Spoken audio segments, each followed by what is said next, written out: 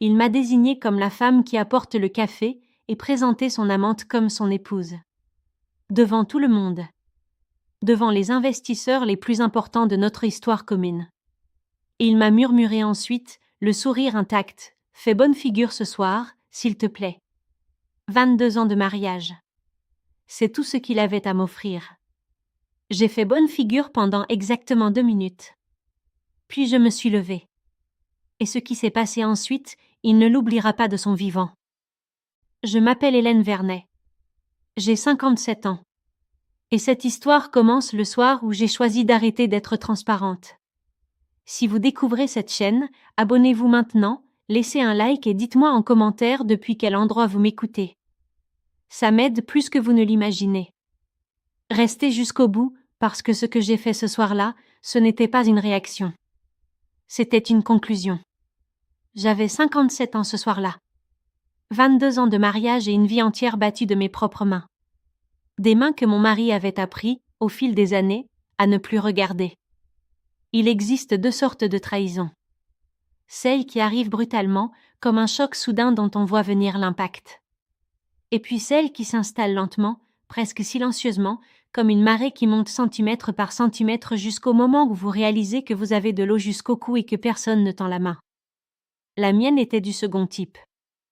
Ce soir-là, en octobre 2024, Paris était froide. Ce froid particulier qui s'infiltre sous les manteaux et donne envie de rester chez soi, loin du monde. Mais je me préparais pour un dîner. Le plus grand dîner d'affaires de toute l'histoire de notre entreprise. Je me tenais devant le miroir de notre chambre, dans notre appartement du 16e arrondissement, et j'essayais de reconnaître la femme qui me regardait en retour. J'avais choisi la robe bleu marine que Philippe m'avait offerte pour notre 20e anniversaire de mariage. J'avais passé le collier de perles que sa mère m'avait glissé autour du cou le jour de notre union, les yeux brillants, en me disant « Prenez soin de mon fils ». Mes tempes commençaient à grisonner. Des lignes fines s'étaient tracées autour de mes yeux, les lignes de quelqu'un qui a beaucoup observé, beaucoup réfléchi, beaucoup porté. Mes mains, celles que je regardais un instant posées devant moi, avaient signé des contrats à plusieurs millions d'euros. Ces mêmes mains avaient aussi fait la vaisselle après les dîners, plié le linge, tenu notre fille Chloé dans ses premiers jours de vie. Je ne savais pas encore, ce soir-là, que c'était la dernière fois que je porterais ce collier en tant qu'épouse de Philippe Vernet. Philippe avait 60 ans. Des cheveux blancs bien taillés, des costumes sur mesure, une voix grave qui remplissait n'importe quelle salle. Le genre d'homme qui donne l'impression aux autres d'avoir tout bâti lui-même, charismatique, précis, toujours à sa place dans une réunion. Les investisseurs lui faisaient confiance, les partenaires l'admiraient. Et moi, pendant 22 ans, je l'avais aimé. Mais c'étaient mes mains, toujours les miennes. À 35 ans, j'avais cofondé Vernet et associé avec lui.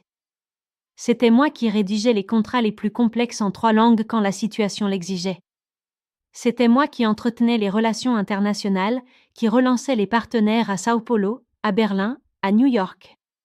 C'était moi qui, durant les mois où Philippe buvait trop après l'échec du projet de Lyon, avait tout maintenu debout seul pendant qu'il dormait jusqu'à midi et que le monde croyait qu'il se remettait d'une pneumonie. J'avais menti pour lui. J'avais couvert ses absences. J'avais signé des documents en son nom quand il n'était pas en état de le faire. Et en échange, il avait décidé, quelque part au fil des 3 dernières années, que j'étais simplement une présence domestique, une ombre, une femme qui servait le café. Je ne l'avais pas vu venir. Ou plutôt, je l'avais vu venir et j'avais refusé d'y croire. Les premières fois où il m'avait exclu d'une réunion avec un nouveau partenaire en disant que ma présence n'était pas indispensable. Les premières fois où il avait présenté nos décisions communes comme les siennes, en utilisant « je » là où il y avait toujours eu « nous ». Les soirs où il rentrait tard sans explication, le regard fuyant, une distance installée entre nous comme un meuble qu'on aurait déplacé sans rien dire. J'avais mis tout cela sur le compte de la pression professionnelle, de la fatigue, de l'âge. Je m'étais dit que les couples traversent des phases, que nous traversions une phase difficile, que ça passerait. Ça n'avait pas passé. Ça avait empiré. Ce soir-là, en me regardant une dernière fois dans le miroir avant de descendre, je ressentis quelque chose que je n'avais pas éprouvé depuis longtemps. Pas de la peur, pas de la tristesse. Quelque chose de plus froid, de plus calme, de plus résolu. Comme si une partie de moi savait déjà ce qui allait se passer. Comme si une partie de moi attendait ce moment depuis des mois sans se l'avouer. Cela faisait 18 mois que je travaillais en silence pour que ce moment soit possible. Et cette nuit-là, tout ce travail allait trouver son sens. Je pris mon sac. Je vérifiai une dernière fois l'enveloppe que j'y avais glissée 3 jours plus tôt et que je n'avais encore montrée à personne. Elle était là. Je refermai mon sac. Je descendis les escaliers. La voiture nous attendait en bas. Philippe était déjà à l'intérieur, téléphone en main, sans lever les yeux lorsque je montai. Il ne remarqua pas la robe. Il ne remarqua pas le collier. Il ne dit rien durant tout le trajet jusqu'au restaurant, sinon quelques phrases sur les investisseurs, leurs noms, leurs attentes, ce qu'il fallait dire et ne pas dire. Il me parlait comme on donne des instructions à un collaborateur, pas comme on s'adresse à quelqu'un avec qui on a partagé 22 ans de vie. Je regardais les lumières de Paris défiler par la vitre, les reflets dorés sur l'asphalte mouillé, les silhouettes pressées des gens qui marchaient épaules rentrées contre le froid d'octobre. Et pour la première fois depuis très longtemps, je ne ressentis pas de tristesse en pensant à tout ce que j'avais construit, à tout ce que j'avais porté, à tout ce que j'avais eu. Je ressentis quelque chose de beaucoup plus dangereux pour Philippe. Je ressentis de la clarté. Le restaurant brillait derrière ses fenêtres aux rideaux de velours bordeaux, des lustres en cristal, des serveurs en gants blancs, le genre d'endroit où l'on conclut des affaires qui changent des trajectoires.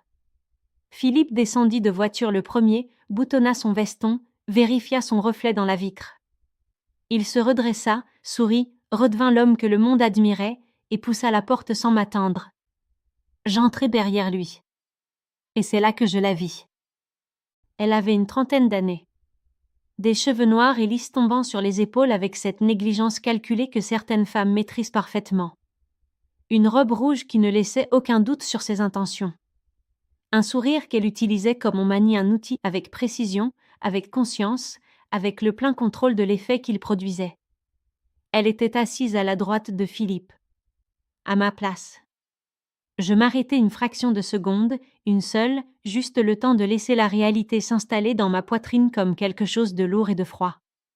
Puis je continuai à avancer. Je m'assis à gauche, dans la chaise que le maître d'hôtel avait disposée discrètement de l'autre côté de la table. La chaise des invités secondaires. La chaise de celle qui n'a pas d'importance. Les investisseurs étaient déjà tous là. Hans Breker et son associé, représentant le consortium allemand.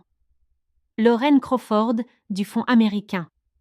Adriana Santos et son mari, directrice d'un fonds d'investissement brésilien basé à Sao Paulo. Ensemble, ils représentaient un consortium capable d'injecter 50 millions d'euros dans le projet d'expansion vers le marché asiatique. C'était la plus grande affaire que Vernet et associés avaient jamais tenté de conclure. Des années de préparation, des dizaines de réunions, des centaines de courriels, une grande partie rédigée par moi, signée par lui. Philippe se leva, voix grave et pleine d'autorité. Il se tourna vers elle avec une fierté affichée et dit « Cette femme à mes côtés est mon épouse ». Les investisseurs sourirent. Des compliments furent échangés. Elle inclina la tête avec une grâce travaillée, sans donner son prénom, sans que Philippe le précise. Et dans ce silence, dans cette présentation volontairement incomplète, il y avait déjà tout un programme. Puis Philippe se tourna vers moi, comme si j'étais un détail de décoration nécessitant une brève explication, et dit avec le ton léger de quelqu'un qui croit faire une plaisanterie anodine, « Et celle-ci, c'est celle qui me sert le café. » La table éclata de rire, pas le rire cruel de gens qui veulent blesser. Pire que ça, le rire inconfortable de personnes qui ne savent pas si la plaisanterie est drôle, mais trouvent plus sûr de rire que de questionner. Je sentis le sang monter à mon visage, puis descendre. Un froid étrange s'installa dans ma poitrine, comme de la glace se formant sur de l'eau immobile. Je gardai les yeux posés sur la nappe blanche devant moi, sur le reflet des lustres dans les verres en cristal, sur mes propres mains que je m'obligeais à ne pas serrer. Philippe se pencha légèrement vers moi, le sourire toujours intact pour le public, et murmura à mon oreille avec une douceur qui rendait ses mots encore plus durs. Elle est plus jeune, plus disponible. Alors fais bonne figure ce soir, Hélène, s'il te plaît. Ne m'embarrasse pas. 22 ans défilèrent dans ma tête comme un film sans son. Les week-ends la travaillaient pendant qu'il voyageait. Les nuits sur des tableaux financiers pendant qu'il dormait. La perte que j'avais vécue seule dans un hôpital à Genève parce qu'il était à une conférence et avait estimé qu'il n'était pas nécessaire de rentrer. Le jour où j'avais signé les documents qui avaient sauvé l'entreprise de l'effondrement et il m'avait offert un bouquet de fleurs comme si j'avais accompli quelque chose de sympathique. Les réunions dont il m'avait progressivement exclu. Les partenaires à qui il s'était présenté seul sans me mentionner. Les soirs où il était rentré avec l'odeur d'un parfum qui n'était pas le mien et où j'avais choisi de ne pas poser de questions parce que j'avais encore peur de ce que les réponses pourraient changer. Tout cela en quelques secondes, pendant que les verres tintaient et que quelqu'un faisait une remarque sur le vin. Je me levai lentement. Tout le monde me regarda. Je vis dans leurs yeux l'anticipation polie de quelqu'un qui s'attend à voir une femme quitter la table en retenant ses larmes. Peut-être aller se réfugier aux toilettes. Peut-être simplement disparaître comme Philippe l'avait voulu depuis le début. Je vis Philippe lui-même se contracter légèrement, prêt à gérer une scène, à minimiser, à expliquer aux investisseurs que sa collaboratrice était un peu émotive ce soir. Mais je ne pleurais pas. Je souris. Un sourire différent de tout ce que Philippe avait vu sur mon visage en 22 ans. Un sourire qui n'était ni de la politesse ni de la résignation. Un sourire qui était à la fois un adieu et une déclaration. Je laissai le silence s'installer une seconde de plus, juste assez longtemps pour que chacun autour de cette table comprenne que ce qui allait suivre n'était pas une réaction émotionnelle. C'était une décision. Et j'ouvris la bouche. Je me tournai vers Hans Brecker délibérément, directement, en ignorant complètement Philippe comme s'il avait cessé d'exister. Et je parlais en allemand. Pas pour que Philippe comprenne précisément pour qu'il ne comprenne pas. Pour que ce qui allait se dire dans les minutes suivantes reste entre les investisseurs et moi, dans un espace linguistique dont il était exclu, où la vérité pourrait circuler librement sans qu'il puisse l'intercepter ni la contredire en temps réel. Monsieur Brecker, dis-je avec le calme que j'aurais eu en ouvrant une réunion ordinaire, je voudrais d'abord vous remercier de votre patience. Et ensuite, je voudrais vous expliquer quelque chose que vous devriez savoir avant que ce dîner continue. Le silence qui tomba sur cette table fut le genre de silence qui précède une tempête. Hans Brecker cligna des yeux, puis sourit vraiment, cette fois, et répondit en allemand. Pour une femme qui ne sert que le café, vous parlez allemand de manière remarquable. Je lui répondis avec calme, toujours en allemand. Je lui dis que j'avais vécu à Berlin 2 ans dans ma jeunesse, que j'avais fait mon master en économie européenne et que c'était moi qui avais rédigé les termes originaux du contrat qu'ils avaient reçu, dans les 3 langues dans lesquelles il avait été envoyé. Brecker échangea un regard rapide avec son associé. Dans ce regard, je vis quelque chose changer. Je me tournai ensuite vers Adriana Santos, en portugais cette fois. Bonsoir. C'est moi qui ai établi les premiers contacts avec votre bureau de Sao Paulo en 2019. Nous avons parlé plusieurs fois au téléphone. Mon nom est Hélène. Hélène Vernet. La cofondatrice. Adriana écarquilla les yeux. Mon Dieu, je reconnais votre voix. Et enfin, en anglais impeccable, je me tournai vers Lorraine Crawford, qui ouvrit son dossier avec un calme chirurgical, fit glisser ses doigts sur les documents, leva les yeux et dit « Hélène Vernet, cofondatrice et directrice exécutive. 50% des actions d'ordinaire. » Le visage de Philippe avait perdu toute couleur. Elle regardait d'un côté puis de l'autre, comme quelqu'un qui assiste à un match dont personne ne lui a expliqué les règles. Elle n'avait pas compris un seul mot échangé durant ces 6 dernières minutes. Ni l'allemand, ni le portugais, ni l'anglais. Elle posa sa main sur le bras de Philippe avec un geste qui se voulait rassurant, mais qui ressemblait davantage à celui de quelqu'un qui cherche un appui parce que le sol tremble sous ses pieds. Philippe ne la regarda pas. Il me regardait, moi. Et dans ses yeux, pour la première fois depuis très longtemps, je ne voyais pas l'homme sûr de lui qui m'avait demandé de faire bonne figure. Je voyais quelqu'un qui commençait à comprendre qu'il avait commis une erreur monumentale. Pas une erreur de jugement. Une erreur de calcul. Il avait sous-estimé la femme en face de lui pendant trop longtemps.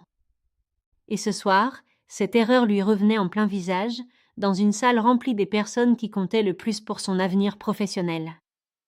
Hans Brecker posa ses coudes sur la nappe blanche, joignit les mains et me regarda avec l'expression d'un homme qui réévalue soigneusement tout ce qu'il croyait savoir. Il dit en allemand, d'une voix mesurée, « Madame Vernet, si j'ai bien compris ce que vous venez de nous dire, vous êtes la cofondatrice de cette entreprise, vous détenez 50% des parts, et les documents que nous avons reçus ne reflètent pas fidèlement la structure réelle de direction. Je répondis simplement, toujours en allemand, pour que Philippe reste dans l'obscurité de ce qui se construisait contre lui. C'est exactement ce que je vous dis, monsieur Brecker. Et je suis prête à vous montrer chaque document qui le prouve. Philippe tenta d'intervenir en français, la seule langue dans laquelle il se sentait encore en contrôle. Je pense qu'il y a un malentendu ce soir, et je voudrais clarifier. Brecker leva une main, un geste poli mais absolument sans appel, et dit en français, avec une précision qui ne laissait aucune place à l'interprétation. Monsieur Vernet, je vous demanderai d'attendre. Madame Vernet a la parole. Philippe se tut. Et dans ce silence, dans cette main levée d'un investisseur allemand qui venait de lui retirer la parole dans sa propre réunion d'affaires, je vis quelque chose se briser en lui. Pas spectaculairement, pas avec fracas. Avec cette discrétion irréparable des choses qui se cassent à l'intérieur. Je repris en français pour que les 4 investisseurs suivent chaque détail sans effort. Il y a 18 mois, en cherchant un document sur l'ordinateur de mon mari, j'ai trouvé par hasard une série d'échanges entre lui et son avocat personnel. Ces échanges décrivaient en détail un plan pour me racheter mes parts à une valeur délibérément sous-estimée, en utilisant une clause obscure du pacte d'actionnaires que nous avions signé ensemble en 2004. Ce soir-là, pendant que Philippe dormait, j'ai lu ces courriels 3 fois.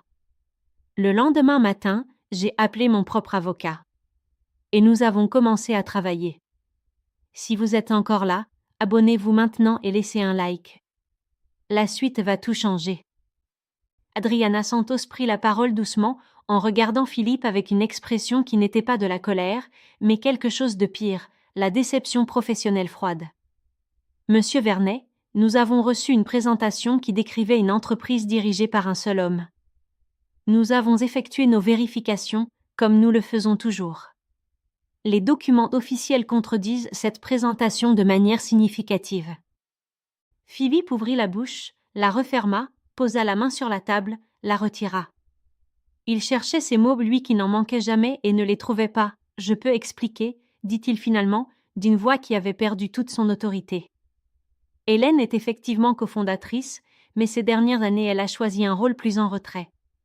J'ai naturellement pris en charge la direction opérationnelle.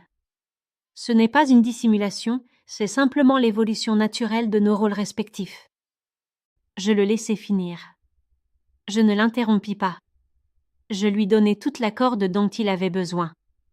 Puis je dis calmement, en regardant les investisseurs et non pas Philippe, en 2017, pendant que mon mari était à Bordeaux pour des raisons personnelles, j'ai signé seul les documents qui ont évité la faillite de notre entreprise. En 2019, c'est moi qui ai établi le premier contact avec le bureau de Sao Paulo lors d'un déplacement que j'ai organisé et financé sans que mon nom apparaisse dans aucun compte-rendu officiel. En 2021, j'ai rédigé intégralement le dossier de candidature qui nous a permis d'obtenir le label européen ayant triplé notre crédibilité auprès des fonds institutionnels.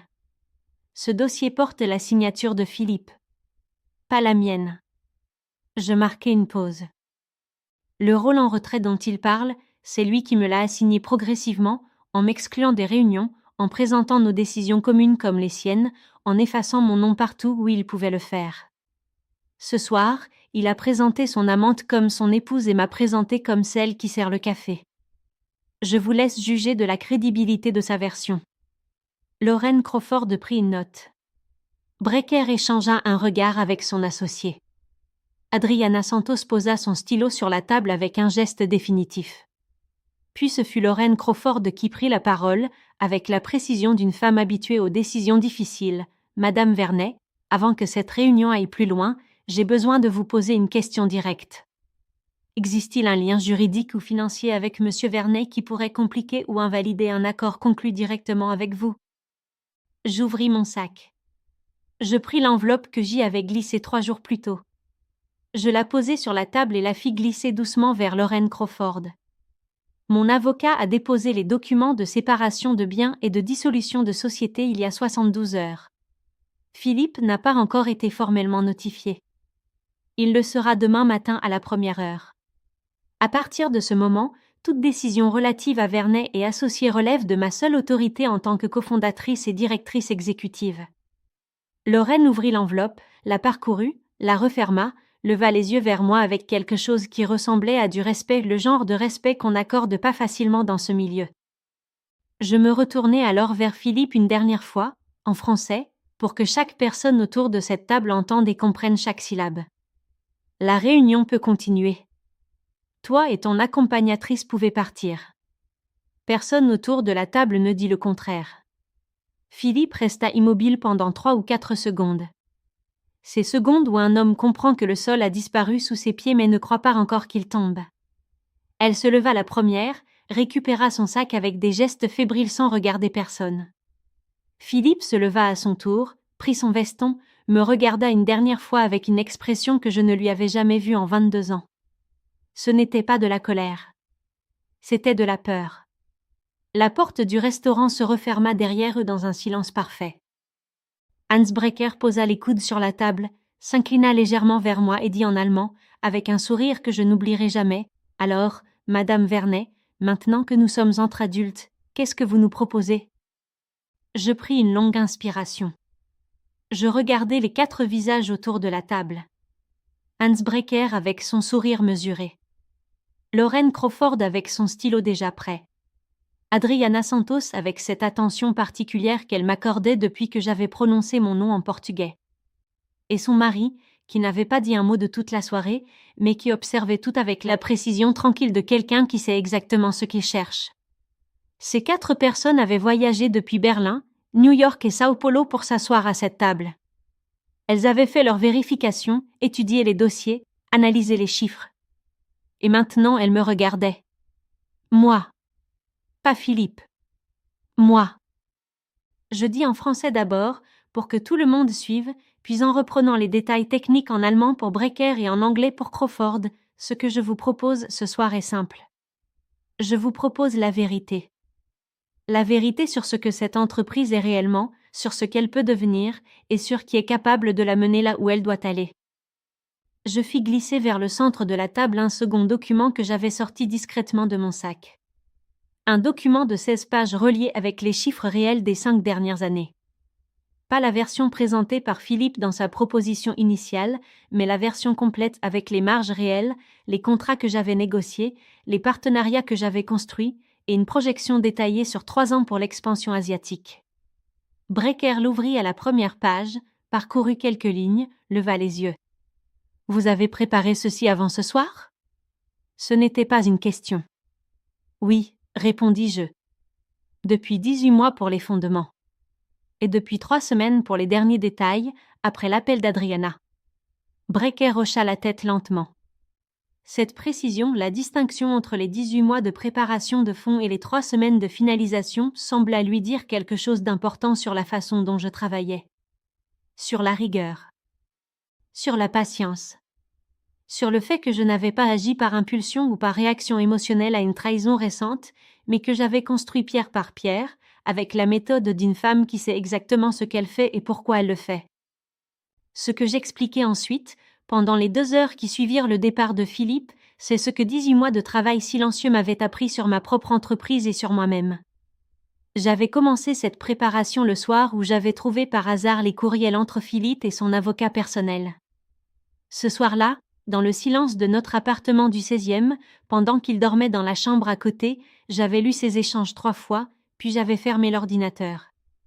J'étais allée dans la cuisine me préparer une tisane et j'avais regardé les lumières de Paris depuis la fenêtre pendant très longtemps, sans pleurer, sans crier, sans rien faire d'autre que penser avec une clarté que je n'avais pas ressentie depuis des années. Le lendemain matin, j'avais appelé mon propre avocat. Pas celui que Philippe et moi partagions depuis 15 ans. Mon avocat à moi, que je n'avais pas contacté depuis la signature de notre contrat de mariage. Et nous avions commencé à travailler. 18 mois de travail silencieux pendant lesquels j'avais continué à faire semblant. À préparer les dîners, à assister aux rares événements professionnels auxquels Philippe m'invitait encore, à répondre poliment quand ses collègues me demandaient comment j'allais.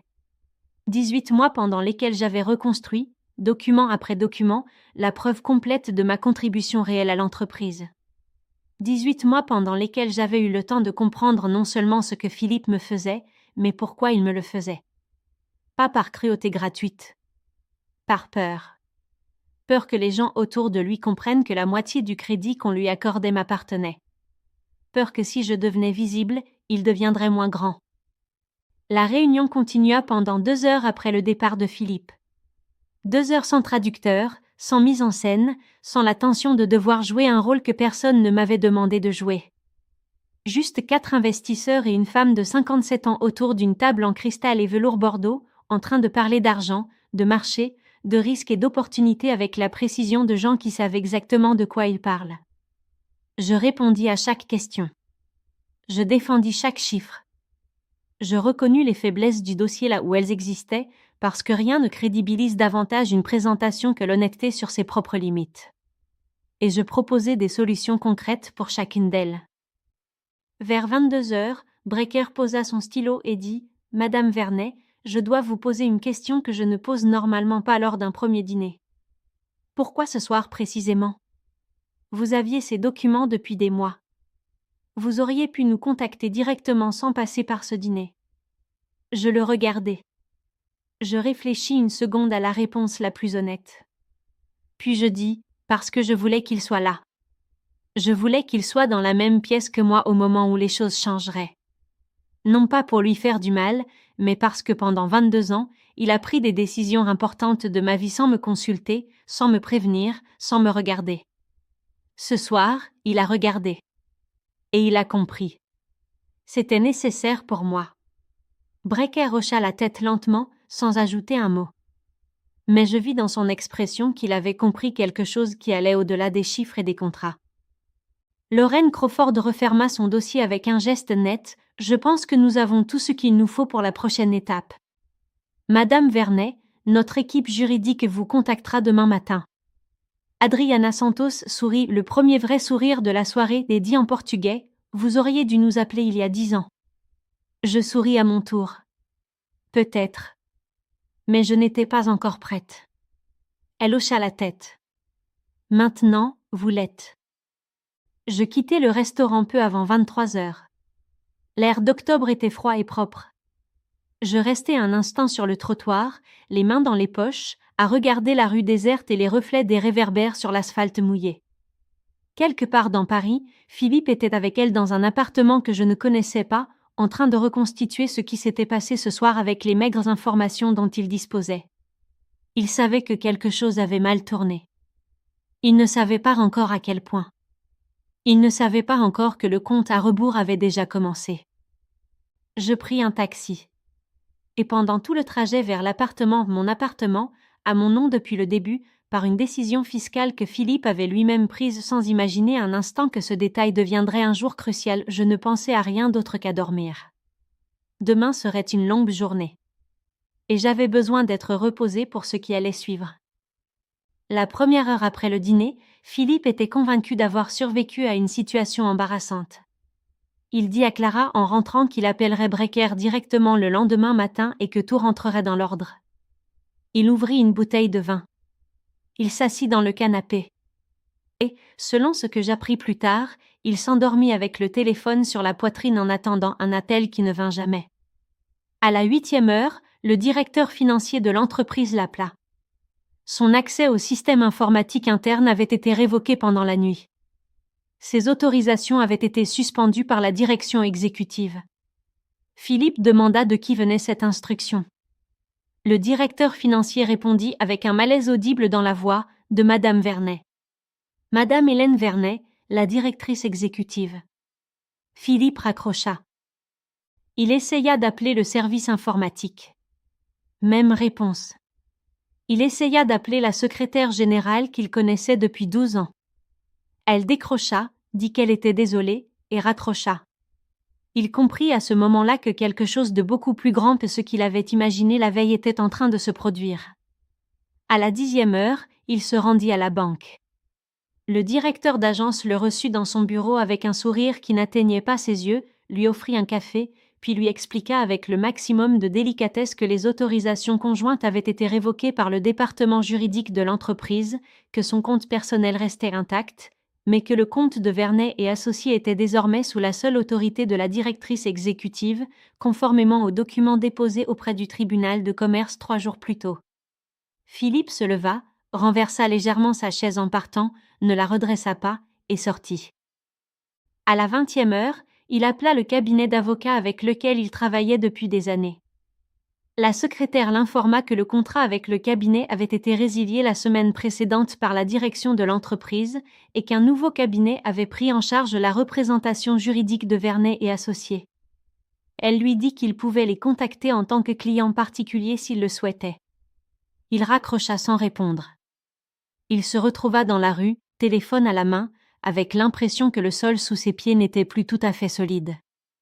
À la 22e heure, 3 courriels arrivèrent dans sa boîte personnelle à quelques minutes d'intervalle.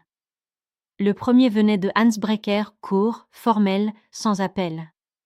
Le consortium allemand informait Philippe Vernet que toute négociation avec lui en tant que représentant de Vernet et associés était considérée comme close. Le second venait du fonds américain de Lorraine Crawford, formulé différemment mais avec le même sens exact. Le troisième venait d'Adriana Santos, une seule ligne en portugais. L'accord a été signé ce matin avec la fondatrice. Philippe lut ce dernier courriel 3 fois. Puis il fit quelque chose qu'il n'avait pas fait depuis des années. Il appela notre fille Chloé. Elle décrocha depuis Lyon où elle vivait. Il lui dit avec une voix que je n'aurais pas reconnue tant elle avait perdu toute son assurance. « Chloé, est-ce que tu sais ce que ta mère a fait ?» Chloé répondit calmement, sans hésiter une seconde. « Oui, papa. »« Je sais. Et je pense qu'elle a bien fait. » Et elle raccrocha. À la 24e heure, Philippe se rendit à notre appartement du 16e. Il sonna. Personne ne répondit. Il sortit ses clés. Elles n'entrèrent pas dans la serrure. La serrure avait été changée la veille au matin. Il resta devant la porte un moment. Les voisins du palier passèrent, le saluèrent avec une gêne polie. Il attendit encore. Puis il redescendit. Clara accepta de le voir dans un café du 9e arrondissement. Elle était arrivée la première, les mains autour d'une tasse, le visage fermé.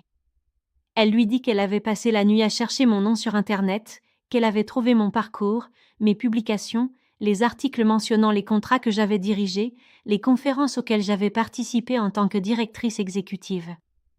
Elle lui dit qu'elle avait compris enfin ce qu'elle n'avait pas compris lors du dîner parce que personne ne lui avait jamais expliqué qui j'étais vraiment. Elle lui dit qu'elle avait cru être avec un homme puissant et indépendant.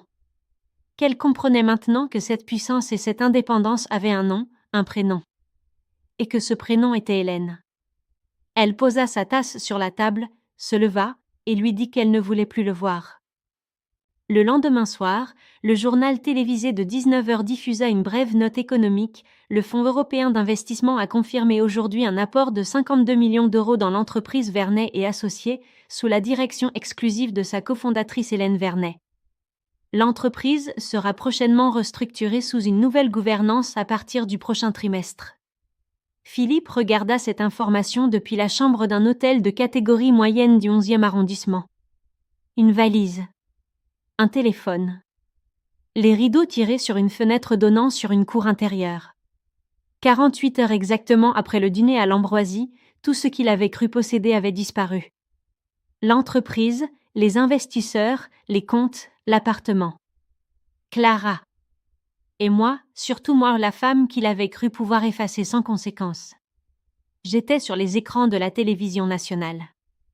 Il prit son téléphone, me chercha dans ses contacts, s'arrêta, le reposa sur le lit. Puis le reprit et m'envoya un message. 4 mots seulement, on doit se parler.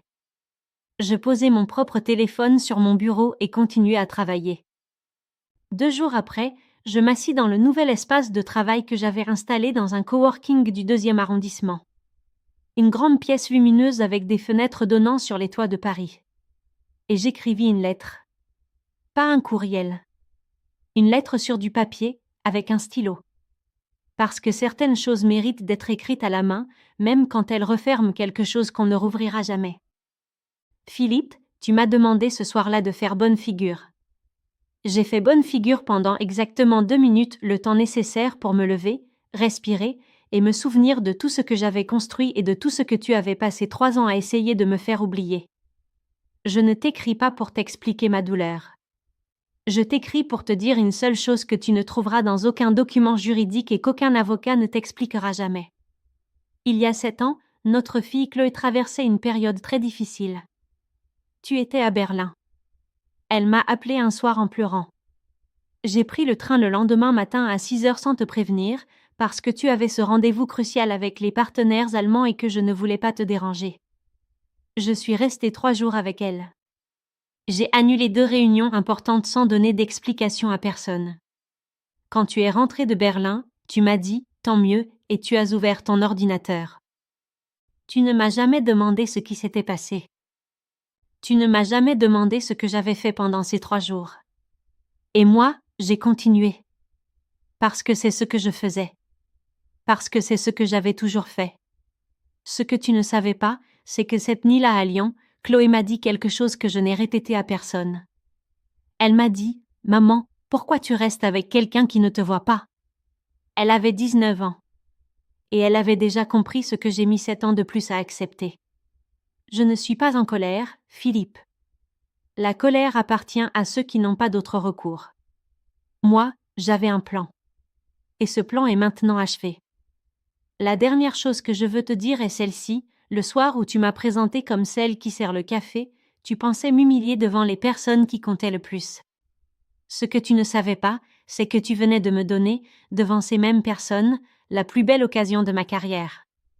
Je t'en remercie. Hélène. Je pliai la lettre. Je la glissai dans une enveloppe. Je n'y mis pas d'adresse. Je la gardai sur mon bureau, dans le tiroir du haut, à côté d'un stylo et d'un carnet vierge. Parce que certaines lettres ne sont pas faites pour être envoyées. Elles sont faites pour être écrites, pour poser les mots, pour fermer ce qui doit être fermé, pour se regarder en face une dernière fois et décider qu'on avance. Je m'appelle Hélène Vernet. J'ai 57 ans. Et le soir où Philippe m'a demandé de faire semblant, j'ai choisi, pour la première fois depuis 22 ans, de ne plus jamais faire semblant de quoi que ce soit.